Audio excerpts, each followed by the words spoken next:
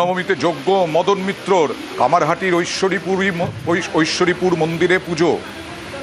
Home যজ্ঞে তৃণমূল প্রার্থী মদন মিত্র, কামারহাটির প্রার্থী তিনি তৃণমূলের। একদিনে সব দেবতাকে পাওয়া যায় না। আজকে এমন একটা দিন, একসঙ্গে সব দেবতাকে পেয়ে গেছে। বাসন্তী দেবী, অন্নপূর্ণা দেবী, রাম নবমী, ফলে এরকম সুযোগ কেউ ছাড়ে? নবরাত্রি, অন্নপূর্ণা, বাসন্তী সব পুজো হয়ে গেল। বাচ্চাদের কুমারী পুজো করলাম, তাদের প্রণাম করলাম, তাদের মিষ্টি খাওয়ালাম। রাম কি কেবল কেনা নেই, রাম সবাই, রাম পুরুষোত্তম। আর ইসলামপুরের ছবি দেখাবো, সেখানেও কানাইয়ালাল আগরওয়াল তৃণমূল প্রার্থী। কানাইয়ালাল আগরওয়াল রামনবমীর মিছিলে, সেখান থেকে তৃণমূল প্রার্থীকে ফুল, কর্মীদের সঙ্গে শুভেচ্ছা বিনিময়, জনসংযোগ সবটাই হলো।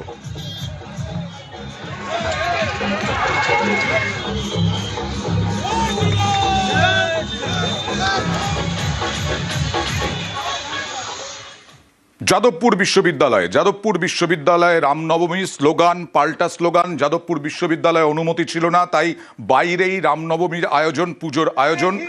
ক্যাম্পাসে দুই জায়গায় রামের পুজো, রামনবমী ঘিরে স্লোগান, পাল্টা স্লোগান। এবিভিপি রামনবমী পালন করল।